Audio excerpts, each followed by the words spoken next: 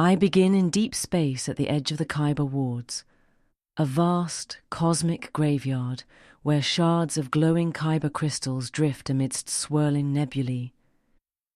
The eerie luminescence bathes ancient wreckage and forgotten relics in unearthly hues of blue, red, and purple, their pulses intertwining with the surrounding darkness.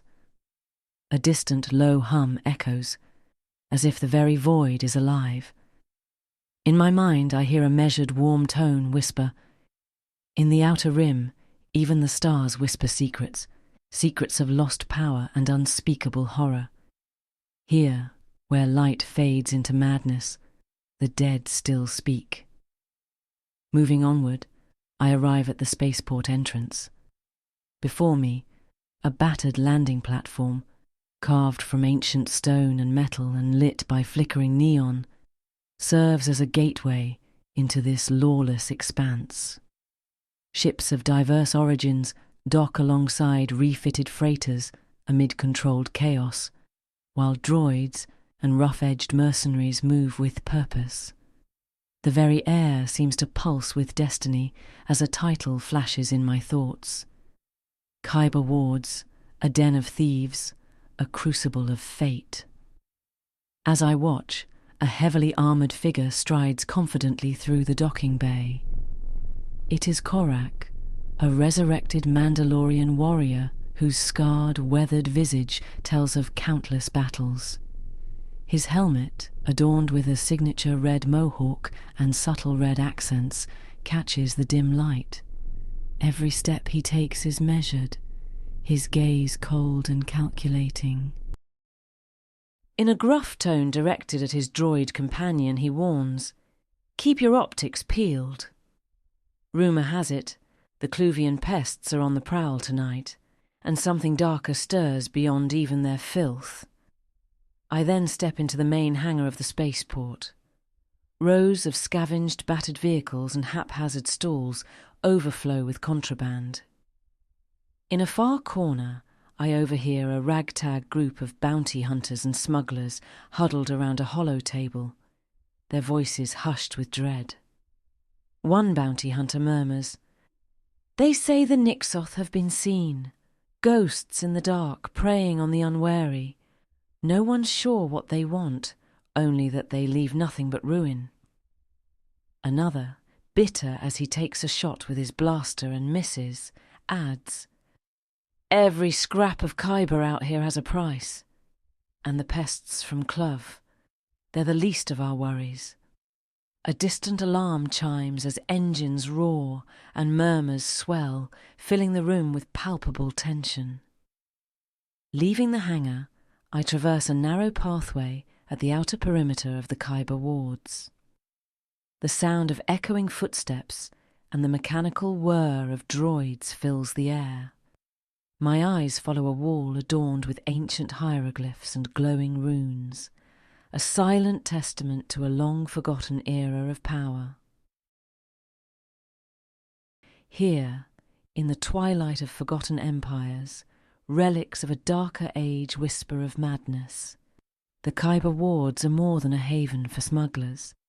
They are a crucible where destiny is forged in blood and shattered dreams. In the shadows, a small Cluvian pest darts erratically across the pathway, its frantic movements hinting at a deeper unease. I linger on the ancient symbols etched into stone, each flickering with unstable energy.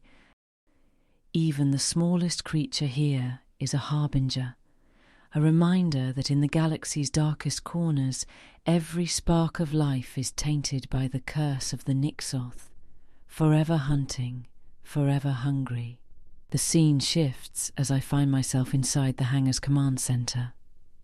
A cracked holomap glows on a console, and Korak stands before it, his gloved hand tracing a route with deliberate precision. Behind him, his assembled team of droids and hardened mercenaries exchange low murmurs, their masked expressions revealing a shared understanding of the peril ahead. With a hint of grim resolve, Korak mutters, "Every step we take brings us closer to the void. and I don't intend to be swallowed by it. My gaze sweeps over the map, lingering on ominous symbols marking the unknown territories where the Nixoth prowl, while static crackles over the display as if the very air is warning of impending doom. In these corridors of broken light, fate is a fickle mistress, and for those who dare to walk her path, the line between survival and madness is drawn in shadow. I am transported to a new world, a realm where opulence meets grime. I step into the rose quartz cantina at night, an establishment that glows in hues of violet and deep crimson. Here, kyber crystals serve as currency, and lightsabers are worn openly like badges of defiance. The air vibrates with exotic music that pulses in sync with the shimmering glass platforms where entertainers twist and writhe. Overhead, refracted light scatters through grand kyber chandeliers, casting fractured rainbows across a debauched landscape. At a circular bar, a Duro merchant meticulously inspects raw shards of unstable kyber. Across the room, groups of Mandalorian clansmen huddle around a sabak table, their whispered conversations laden with talk of blood debts and lost relics. At the centre of this decadent chaos sits a cloaked figure, Jedi Vero Khan, who, though out of place, exudes quiet determination. Across from him, the scarred information broker Drexel Rose, draped in black and silver silks, with a cybernetic implant for a right eye that flickers with data streams, leans in. In a voice as smooth as velvet over steel, Drexel says, "You Jedi, always hunting ghosts. This time it's the Arkanbane, is it?" Vero's tone is flat and wary as he asks, "Where is it?" With a chuckle, Drexel replies, "No patience, no grace. It's a wonder your kind ever held power," and slides a data crystal across the table. Vero hesitates, then accepts it, while Drexel swirls deep red liquor in a crystal glass and continues, "Your Mandalorian friend, Korak was it, made a promise he couldn't keep. The Darksaber for the Arkanbane, a relic for a relic. Trouble is, you never had it, did you?" Vero's realization darkens his expression as he murmurs, "Korak set this up." Then, with a sudden, resounding slam, a door at the far end of the cantina bursts open. Korak strides in, flanked by heavily armed mercenaries. The room stiffens as tension snaps into focus, and I recall an earlier moment at the bar where Vorin and Corden exchanged banter. "Just saying, if we'd taken the Imperial contract, we'd be rolling in credits." "We'd also be rolling in body bags. Probably mine, since you have the reflexes of a drunk Kowakian monkey lizard." Now, Korak's casual, deadly tone cuts through the growing silence as he declares, "Fell for it, didn't you, Jedi?" Vero stands slowly, his hand drifting toward his belt, as Drexel, raising his glass with an amused caution, advises, "Careful. This is a place of business, not a battlefield." Korak retorts, "That's so.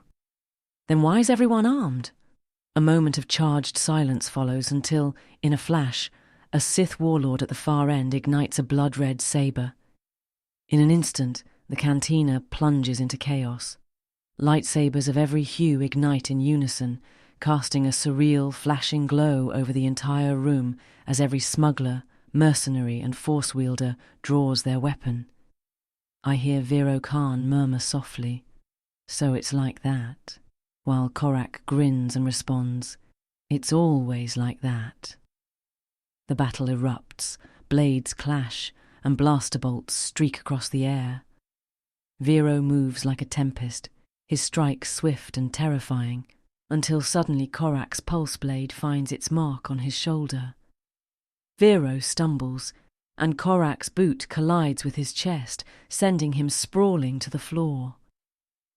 Above, A Mandalorian clansman is caught mid-air and beheaded, his helmet tumbling like a broken relic. Korak murmurs under his breath, "This is the part where you fall." With a final decisive blow, he drives his saber down, but Vero twists away at the last moment, rolling back to his feet while clutching his wounded shoulder. Drexel, seemingly unaffected, sips his drink and smirks. Shame. Jedi deaths are always so poetic. As the carnage continues, a Mandalorian lunges with his saber. His helmet rolls to a stop near the feet of a small, cloaked figure hidden in the shadows. A slow, deliberate mechanical breath fills the moment, and then, emerging from the darkness, Goji appears. Silent and unreadable, he watches as the fallen helmet, blood-slicked and with its visor cracked, lies as an ominous testament to the battle that has just unfolded. And as the echo of clashing blades fades into a fractured neon silence, Goji stands alone in the shadows, a silent promise that the storm is only just beginning. A feeling sinks within me, and I find myself in the lower city's shadowy alleyways where the neon lights of the Kyber wards slowly fade into darkness. A solitary figure moves fluidly along the narrow passage, a lithe, unseen presence adjusting the controls on a wrist-mounted device. I notice how their skin shifts, chameleonic, as if it were alive, adapting to the gloom. Overhead, a lone neon sign flickers. Tessa Vess, Star of the Dark Hollow. The figure pauses beneath its glow, although their face remains obscured. I can see the HUD on their skin suddenly flicker to life. A single notification pulses on the display. Mark acquired. I exhale deeply, a quiet promise of what's to come, and murmur to myself, time to make an entrance. Then, just like that, the scene goes dark. Moments later, I step into a world where the neon hum of the Kyber Den pulses against the night, a fever dream of color and chaos. The cantina teems with life, music, laughter, and the clash of stolen lightsabers locked in duels behind an electrified cage. Smugglers, killers, and collectors swarm the place, each drawn by the rarest currency in the outer rim, Kyber crystals. I weave through the crowd like a shadow wrapped in silk, my holographic skin shimmering subtly beneath strobing lights, perfectly adapting to the low-lit decadence of this den of vice.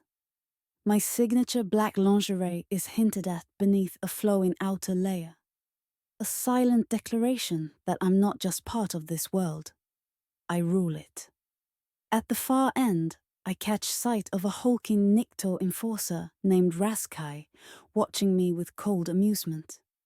Nearby, a robed figure hunched over a drink exudes an unmistakable aura, their conversation hinting at secrets buried deep in the underbelly of this chaotic realm. I drift further into the fray, until I arrive at the fight cage within the Kyber Den, where the crowd roars in unison as two combatants clash within an electrified ring.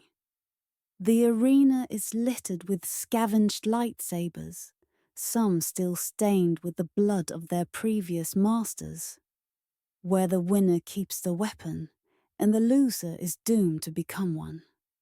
A shimmering blade arcs through the air, scorching the cage and sending sparks cascading like falling stars. I lean casually against a rail, watching with practiced indifference. I've seen 100 of these brawls, but tonight, something feels off. A Jedi at the bar catches my eye. His gloved fingers drum impatiently on the table, and his hand hovers too close to his saber's hilt. I exhale slowly, thinking, carking amateurs.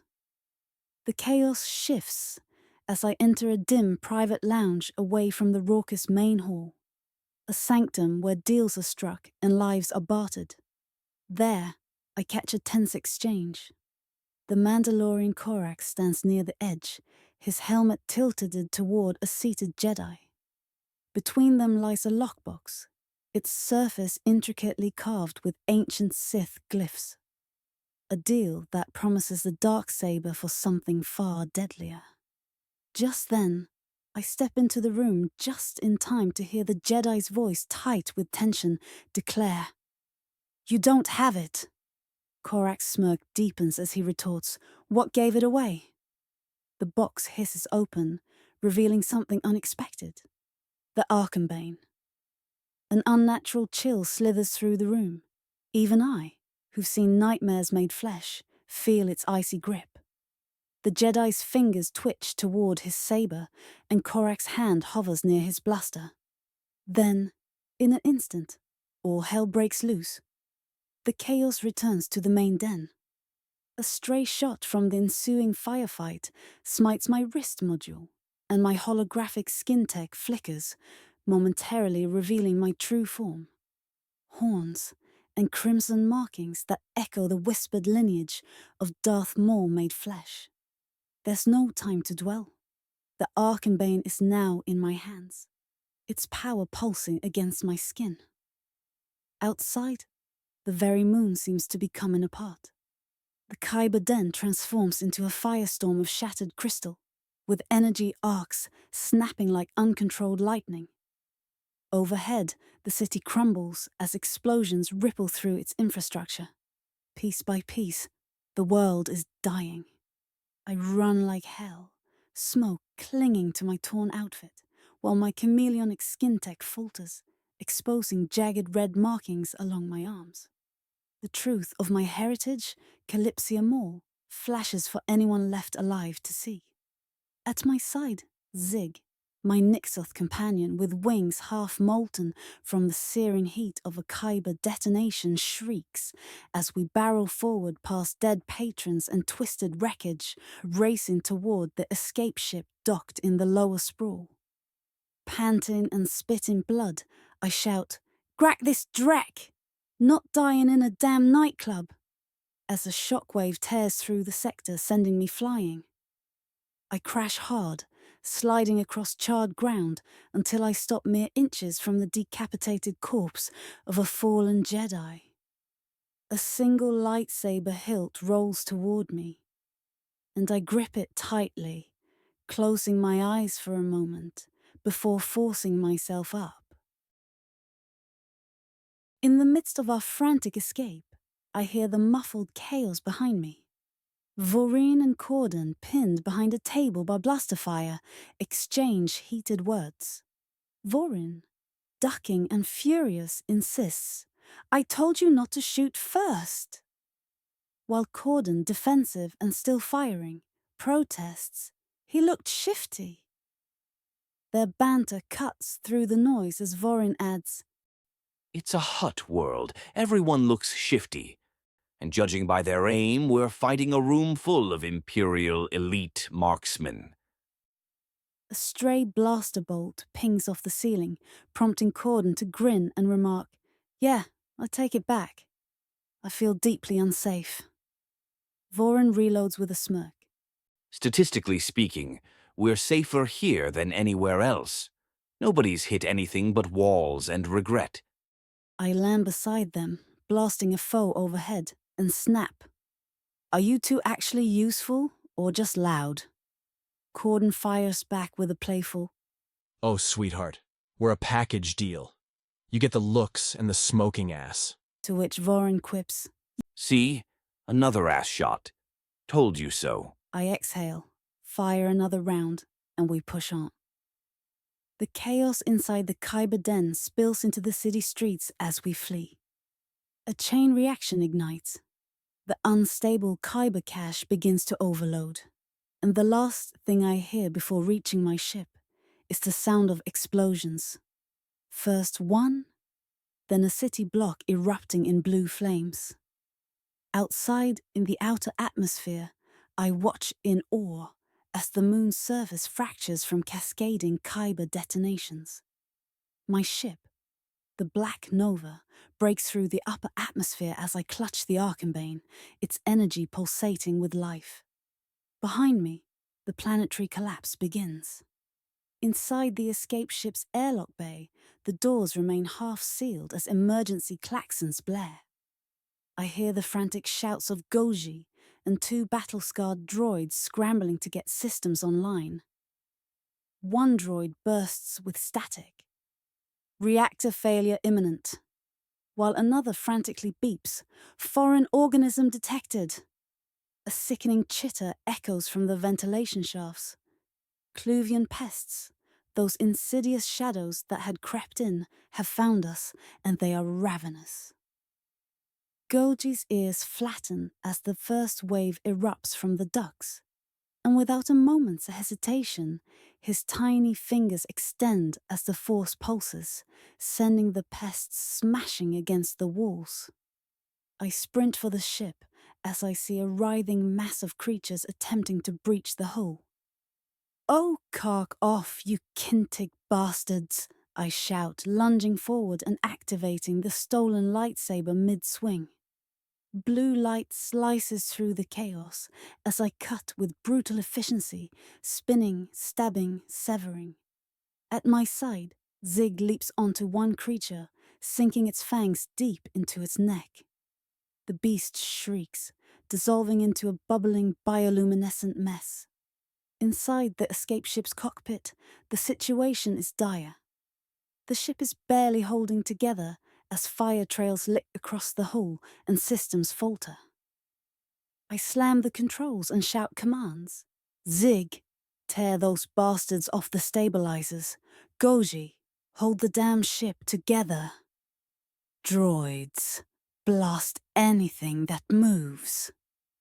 The entire vessel shudders violently as an explosion from the crumbling city sends a metal tower tumbling toward us. The scene dissolves into chaos above the moon, where the system is already at war. I watch as massive star destroyers and pirate frigates exchange relentless fire, their debris scattering like shrapnel through the void. Then, from the darkness, a new force enters the fray. Black ships without insignia, mere consuming shadows against the stars. In a low, reverent whisper that slips through my mind, I murmur, "By the black sun's shadow." Meanwhile, somewhere in the distance, Vorakral watches, waiting. A mere shape in the void, a whisper in the dark. Back aboard my ship, alarms wail as smoke curls from damaged panels. I grip the controls tightly while Gozi clutches the armrest, wide-eyed, and Zigg clings upside down to a broken conduit, his low growl betraying his unease. Void's teeth. Where in the blasted 9 hells did they come from? A flickering hologram displays the outer system's chaos. Imperial star destroyers hammering into a Hutt fleet, smaller vessels caught in the crossfire, and no clear escape in sight. Over the din, a droid's voice breaks through with clipped urgency. "Primary hyperdrive. Offline. Auxiliary drive. Damaged. Chances of survival. Nominal." I can't help but retort, "That's real comforting, tin can." As I wrestle with the controls, banking the ship into the wreckage for cover,